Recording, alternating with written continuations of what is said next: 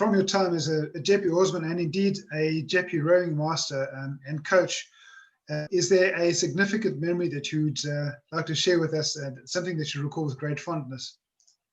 Well, I do. Okay. I mean, so going back to, first of all, the rowing experience, that year when there were 4 of us from the under 15 year, and there were 4 of us from a previous year opens. And we, at the school, we had small boat performance. Seniors and juniors didn't really mix.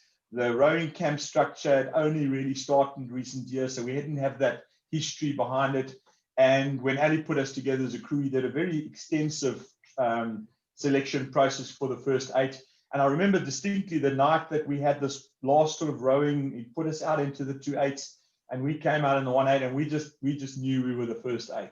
And we came up afterwards, and we put the boat away, and we sat on the hill as you do in Rudderplaat there, looking over the water, and we spoke till it was dark, and we talked about what we were going to do, and we changed the uniform, and it's in our tenure that we came up with carrying the blades up. And then we also did, and we decided we're going to sing Piano Man. So we all learned the words of Piano Man, and we sang Piano Man there that day. And then we always sang it before an event and after a training session. We'd go in the showers, you'd hear us going crazy, and then just after that, we'd listen to the Eagles. But we always sang Piano Man. And particularly at one particular occasion, which was now Champs, and in the morning of Champs, we'd had the heats, and Christopher Clark and Greg, they felt in the front that somehow they were very worried because we only had to come in the top 3, I think it was, and we did that. But they were concerned that we weren't rowing well and that this boat wasn't humming. And, it was very concerned that we weren't going to do well. And we were all a bit nervous, but some of us, we'd done enough and we didn't push it as hard. Anyway, but then we got to that point just before, sort of an hour before you go in the water, started singing our Piano Man. And we calmed down and we went into the water. And we had a saying at that time, Stumpy, Stuart Brown, we called him Stumpy. He was short, stumpy, and strong. And he was in the powerhouse. And he was in the middle of the boat. So whenever we wanted a command or anything like it, he was the obvious choice to make that command. And one of the commands that we'd put up was 2 down. The 2 down was if you were rowing, we didn't all look out the boat. The rule was keep your head in the boat, but Stuart would look out every now and then. And depending on where we were, and we were really in a heated battle with St. Stedians that year. So if we were slightly down or whatever, he'd show 2 down, and that was another way of us saying push. And then we'd push, and then we'd get ahead and, we'd win the race and so on. So anyway, this one, we're at Champs, we go off, we get out the start. And, those were 1,500 meter races those days. And so we're getting to just out of the first 500, we're going out. And I happen to look out, and I see Sachs, which was a post-matric crew, a length ahead. Gone, a length. And I said to Stuart, Sachs. And he looked out, and I think we must have just gone through the 500 meter mark, and forgive my contemporaries if I got it slightly wrong. But it was early in the race, much earlier than we expected to get the call. And Stuart shouted, 6 down. We'd never heard 6 down. We'd heard 2 down, never even 3 down, 6 down. And I don't remember what happened the rest of that race. All I know is that people on the bank told us we took 3 lengths in 300 meters or something like that. So something happened in that boat, and that was the accelerator. That's the one memory I have. The other fond memory I have as a coach, getting to Buffalo, and I'm sure, Michelle, you know what I'm talking about. Getting to Buffalo for Jeppe is always an achievement, just getting there. Because financially, resource-wise, it's a mission.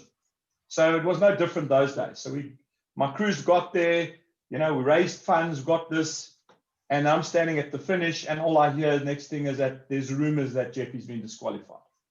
It's the Buffalo Regatta. So I don't know what this is about. I don't know what's happened, but I know it's not good.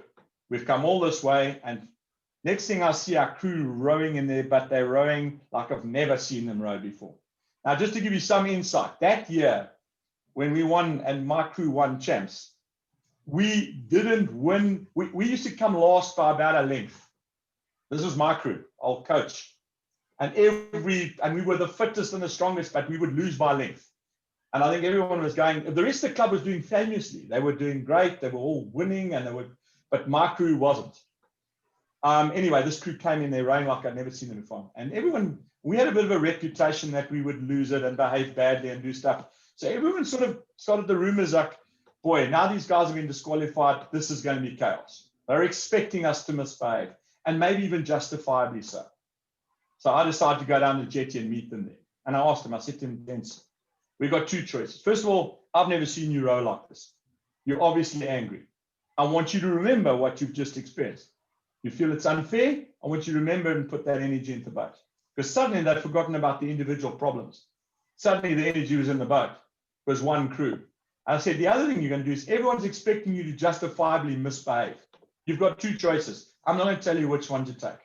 One, you get out, you pack your boat away, you say nothing, you put your uniform on, you go to prize giving.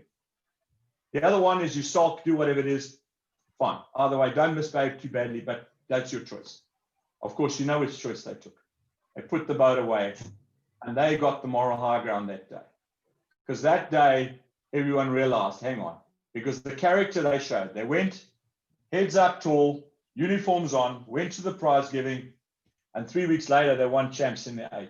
And they beat the favorite crew, which was Park Down, who had been winning who got arrogant and got ahead of the game.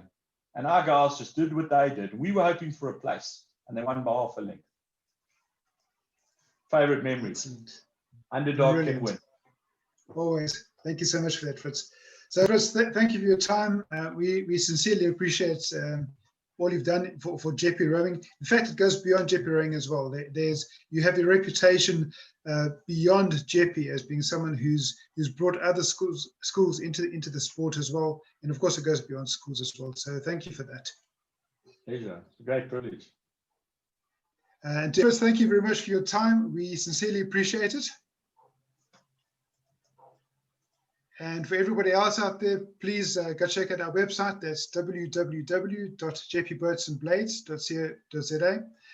And until the next time we see you online, keep pulling for gold. Thank you very much. Cheers.